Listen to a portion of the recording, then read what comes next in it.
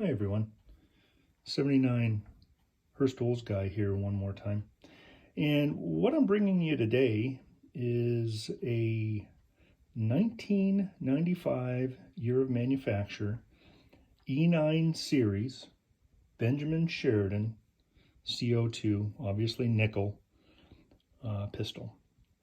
And these were essentially started to be made by Sheridan in 1989, and then the manufacturer continued until, for the nickel ones anyway, until 1995.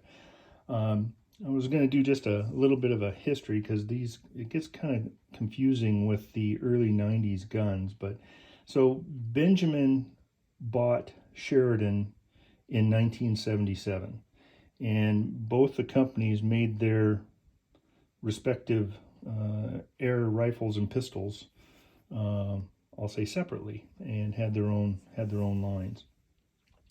Then Crossman purchased Benjamin in 1992, and subsequently, in time, you'll see Crossman markings on the guns, etc. So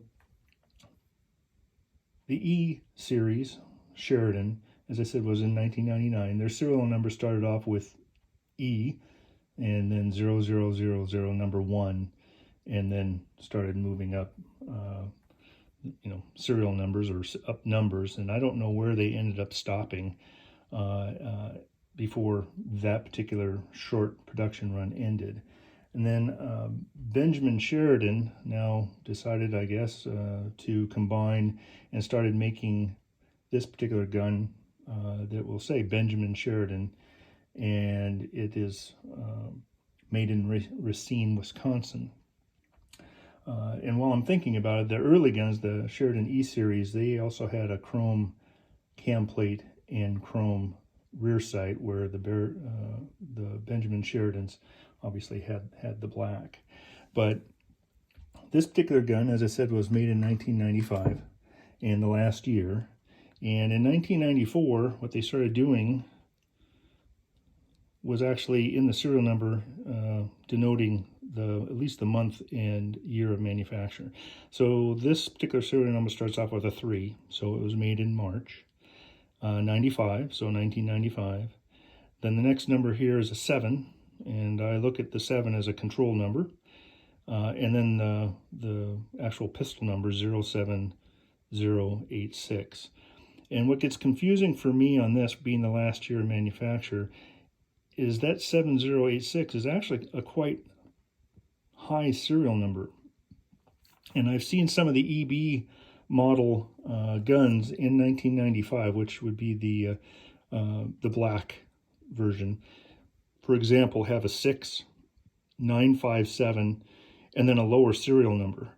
So I don't know if the serial numbers, if there was two separate lines, and that would account for that, or what the situation is. So if someone comes up and or if you guys have a higher serial number in this particular nickel gun with 95, I would love to hear about it and just kind of, I don't know, I guess compare notes, if nothing else. But this particular one is a rarer caliber. It's in 20.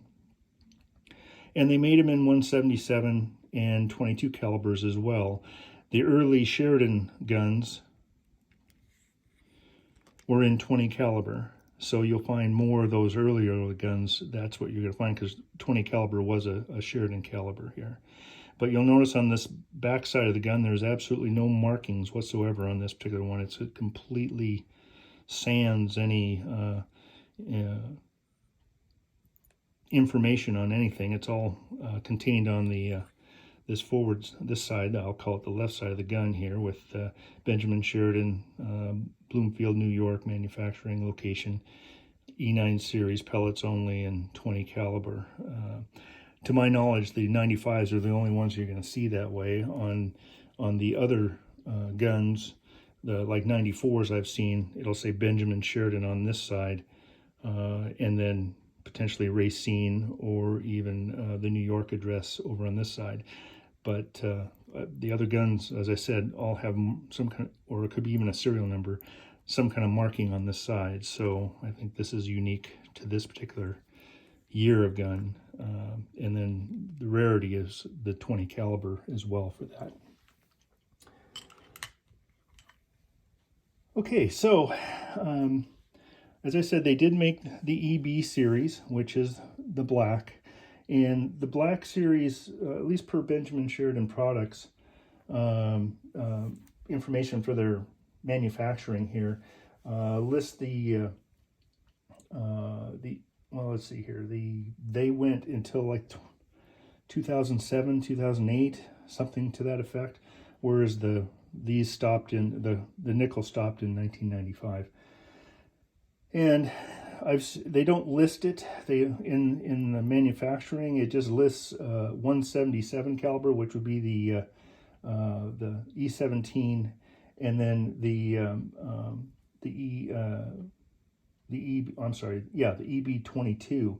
They don't list the 20 caliber at all, and which kind of confuses me, but it is what it is. Some of those the early years are kind of confusing, to say the least. So I'll show you the box here. Kind of what's interesting is the box that this particular pistol came in, and it shows a Sheridan pistol on the front.